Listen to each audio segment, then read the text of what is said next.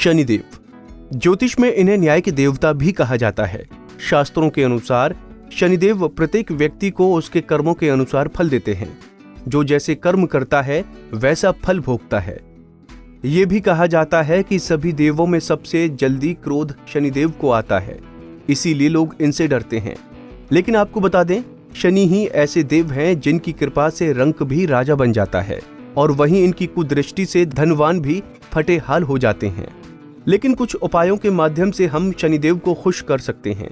तो दोस्तों, आज इस वीडियो में हमारे एस्ट्रोलॉजर आपको बताएंगे शनिदेव को खुश करने के सटीक उपाय। तो मैं ये आज इस पोस्ट में ये बताना चाहूँगा कि जिन लोगों के ऊपर शनि की साढ़े सती, शनि का ढैया या शनि की महादशा चल रही हो और शनि उनके अनुकूलता के अनुसार उनके कुंडली में ना बैठे हो और उनको अशुभ फल मिल रहे हो, तो हम छोटे छोटे कुछ उपाय करके अगर शनि देव को प्रसन्न कर दें तो हमें उनके कभी भी दुष्प्रभाव देखने को नहीं मिलेंगे।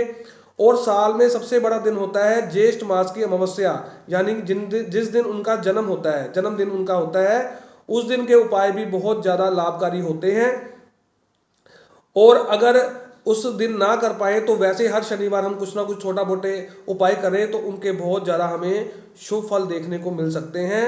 जिनके शनि देव केंद्र में हो कुंडली में और उनके ऊपर शनि की साढ़े सती चल रही हो या महादशा चल रही हो और शनि कहीं ना कहीं दुश्मन राशि में हो या नीच राशि में हो, यानी कि जो उनकी मेष राशि है वो नीच राशि है और जो वृश्चिक राशि है उसमें भी वो कई बार हमें कष्ट देते हैं। वैसे तो 8वें भाव के वो कारक ग्रह भी हैं और वो उनका अपना जो घर है वो है 10वां और 11वां, और उच्च घर जो है उनका 7वां घर माना गया जो शुक्र का घर है।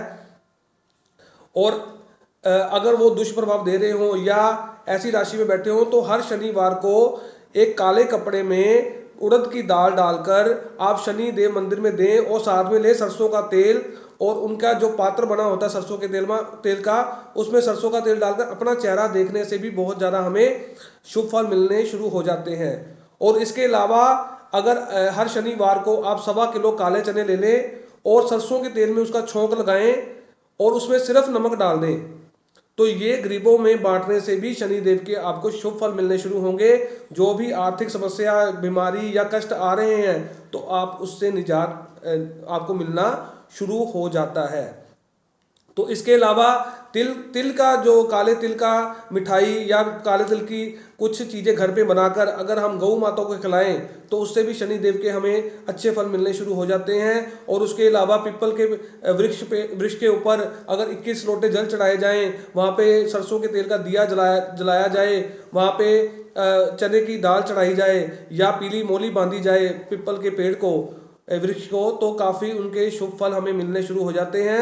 शनि देव हमसे प्रसन्न रहते हैं और हमें अच्छे फल देना शुरू कर देते हैं। और शनि देव गरीब लोग भी माने गए, लेबर भी मानी गई है। अगर हम इनके साथ इनको अपमानित करते हैं तो शनि के हमें दुष्प्रभाव देखने को मिलते हैं, तो इनसे भी हमें बच के रहना चाहिए। गरीब लोगों को हर शनिवार मिठाई खिलाने से भी हमें शनि देव के शुभ फल मिल। और साथ ही वीडियो के अंत में ये भी बताएंगे शनिदेव को अपने ही पिता सूर्य देव के दुश्मन क्यों माना जाता है। तो आइए जानते हैं। तो दोस्तों, ये तो थे शनिदेव को प्रसन्न करने के कुछ उपाय, जिन्हें अपनाने के बाद आप खुद से शनि के प्रकोप को कम कर सकते हैं। अब आगे इस वीडियो में हम आपको बताएंगे शनिदेव और सूर्यदेव एक दूसरे के दुश्मन क्यों बने। तो आइए जानते हैं। भी करेंगे बुरे लोगों से, बुरे समय से।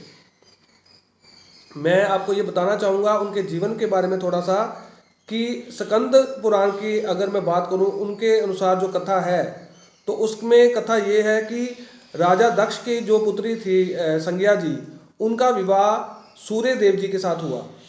तो उनके मिलन से जो 3 संतानें उत्पन्न हुई वो थी मनु, यम और यमुना। यम की बात करूं तो यमराज, जिनके पास हम मृत्यु के बाद पहुंचते हैं और हमें कर्मानुसार वो भी अपना फल देते हैं। तो यमुना जी की बात करूं तो यमुना नदी, जो हमारे पापों को धोने का काम करते हैं, तो ये उनकी संतानें हैं सूर्य देव की। लेकिन जो संज्ञा जी थे वो सूर्य देव के प्रकाश से बहुत परेशान रहते थे, उनका तेज बहुत ज़्यादा था। तो उनके मन में ये बात आई कि इनका तेज बहुत ज़्यादा है, तो किसी तरीके से इनका तेज कम किया जाए।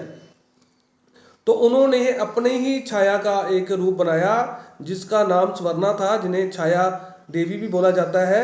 तो उनका रूप बनाकर तो उनको अपने सारे परिवार का पालन पोषण की जिम्मेदारी सौंपकर वो खुद तपस्या के लिए अपने पिता के घर चली गई। जब पिता को पता लगा तो उन्होंने उनको डांटा, तो लेकिन वो अपने घर वापस आने की बजाय वन में चली गई तपस्या करने के लिए कि मैं तपस्या से सूर्य देव का जो तेज है उसको कम कर सकूं। अब सूर्य देव को इन बात का बिल्कुल भी आभास नहीं था कि ऐसा संज्ञा ने किया है कि अपनी छाया बनाकर यहाँ पे रख के चले गए हैं। तो उनके छाया के साथ जब स्वर्णा, जिनका नाम स्वर्णा था, उनके साथ जब सूर्य देव का मिलन हुआ है तो उनसे भी 3 औलादें, 3 संतानें पैदा हुई हैं, जिनमें शनिदेव, मनु और भद्रा ये हैं। जब शनिदेव जी का जन्म हुआ तो उनका रंग सांवला था, यानी कि वो श्याम रंग के थे, क्योंकि जो उनकी माता जी थे स्वर्णा जी, वो शिव की बहुत बड़ी भगत थी। तो उनकी तपस्या में वो इतने ज़्यादा लीन थे कि वो खाना पीना भी भूल गए, जिसकी वजह से शनि देव का रंग श्याम रंग हो गया।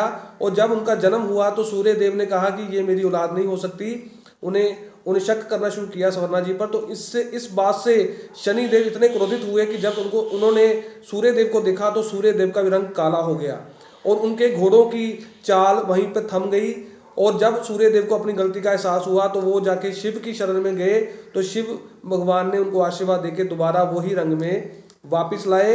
लेकिन जो घटना हुई ये वाली, इससे शनि देव विद्रोह पैदा हो गया अपने पिता के लिए, जो आज भी हमारे ज्योतिष में भी देखा जाता है कि ये पूर्व और पश्चिमी है, क्योंकि सूर्य देव पूर्व के कारक हैं तो शनिदेव पश्चिम के कारक हैं, और ये दोनों आमने सामने होके। इसी तरह की और भी जानकारी लेने के लिए हमारे चैनल को सब्सक्राइब करें और नई वीडियो की नोटिफिकेशन के लिए बेल आइकॉन दबाएं। अगर आप ये वीडियो फेसबुक पर देख रहे हैं तो वीडियो को लाइक और शेयर करें। साथ ही अपनी राय कमेंट बॉक्स में जरूर बताएं। धन्यवाद।